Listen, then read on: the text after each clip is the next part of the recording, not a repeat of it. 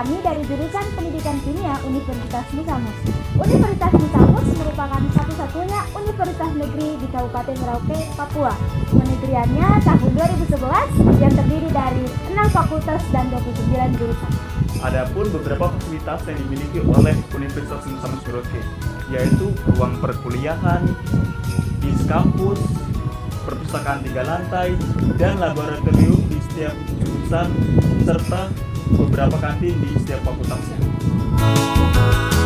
Kemarin tuh saya punya tetangga dong ada acara lamaran dong pakai daun-daun apa begitu ya? Itu pasti tuh daun wati tuh. Biasanya orang pakai untuk acara-acara adat begitu. Di mana teh? Itu biasanya orang tanam ada di Wasur. Ayo kita pergi ke Taman Nasional Wasur. Di sana ada penanam wati yang dapat memberikan informasi jelas dan lebih kepada kita tentang tanaman wati ini. Ayo. Ayo.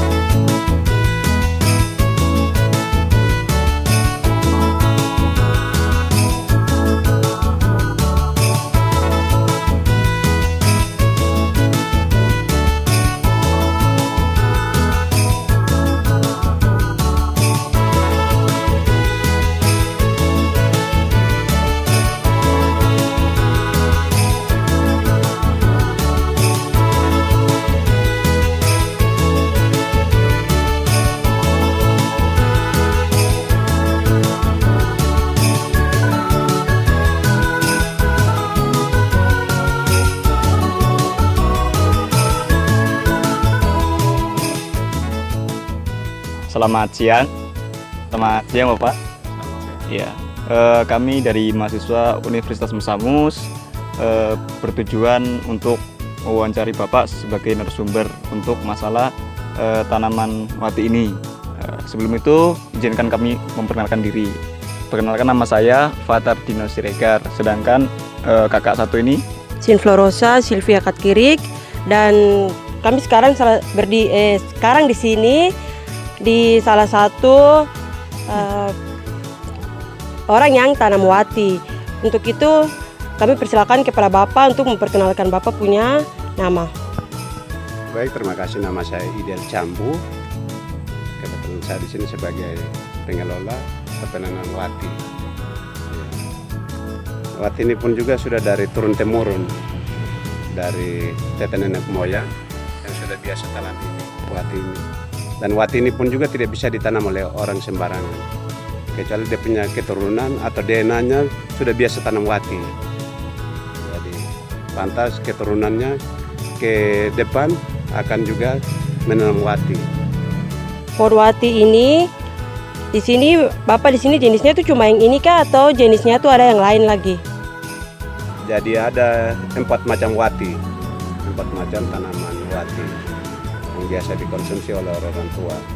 Tetapi yang khasiatnya paling sangat tinggi lagi dari wati-wati itu semua adalah buku pendek, ya, atau bokma.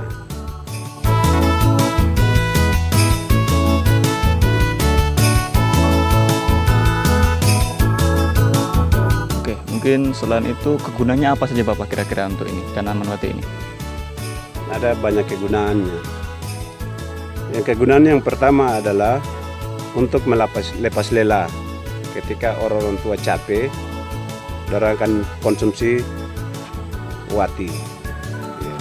Dan selain daripada membuang lelah atau capek, barang ini juga biasa dipergunakan juga untuk pelepasan tanah atau perkawinan maupun minang anak perempuan, dan juga untuk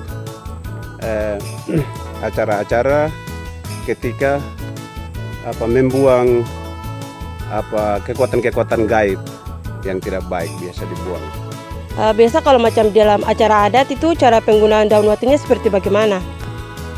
Penggunaannya orang tua akan berikan kepada anak-anak muda, anak-anak muda untuk mama wati di segelas yang secukupnya menurut kemampuan dari orang tua. Ketika kemampuannya sudah mencukupi gelas yang sudah disiapkan, maka orang tua akan mengatakan bahwa stop. Ya, artinya bahwa sudah sesuai dengan kemampuan. Ketika lebih dari kemampuan, maka bapak ini bisa terkapar 3 hari maupun bisa seminggu terkapar. Karena memang dia punya kekuatannya atau alkoholnya ini sangat tinggi untuk dapat membawa mabukan. Dan juga kalau konsumsi ini tidak bisa jalan, tetap tidur tempat. Oke Bapak, mungkin untuk pertanyaan selanjutnya, untuk budidaya wati ini dari mulai cara tanamnya sampai hingga panennya bagaimana Bapak prosesnya? Jadi ketika kita mau tanam ini, wati ini harus siapkan dulu bedeng. Siapkan bedeng dulu. Dan setelah kalau kita mau tanam, kita harus panggil leluhur. Karena ini barang ini adalah barang tradisional orang Merauke umumnya dan khususnya orang Marin, tanaman ini. Dan kalau setelah sudah siapkan bedeng, kita siapkan juga kumin. Kumin itu pun juga disiapkan dengan rumput-rumput yang sangat busuk, ya, yang sangat halus. Agar barang ini pun juga tidak bisa tanam di sembarangan tempat. Ya. Dan harus ditanam juga di kumin yang kita sudah disiapkan dengan segala macam pupuk. Ya. Ya, seperti pupuk alang-alang yang masih dikucak sehingga halus. Baru setelah itu disiapkan dalam kumin. Lantas barang ini ditanam itu ada kalanya kita buat bibit, ada kalanya juga tidak. Dia punya jangka waktu untuk panen itu biasa sampai 1 tahun. Dan barang ini pun juga harus dirawat seperti bayi. Orang yang menanam ini tidak boleh meninggalkan barang ini sehari. Harus selalu kontrol. Jadi tanpa dia menghirup bau badan daripada orang yang menanam ini, dia tidak akan tumbuh dengan sehat. Jadi barang ini ibaratnya seperti bayi.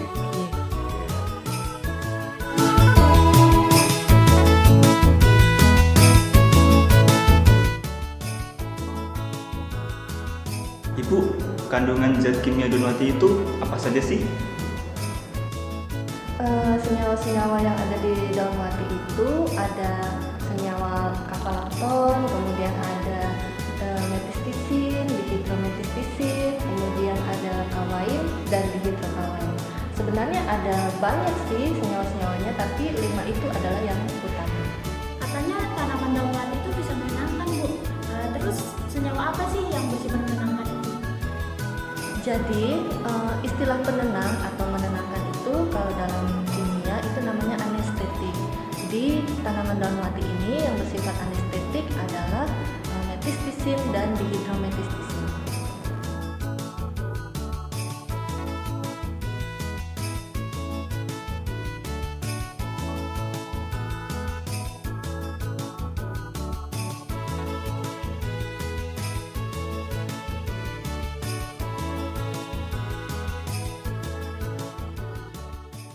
Guys, jangan lupa like, share, subscribe. Dan komennya juga ya.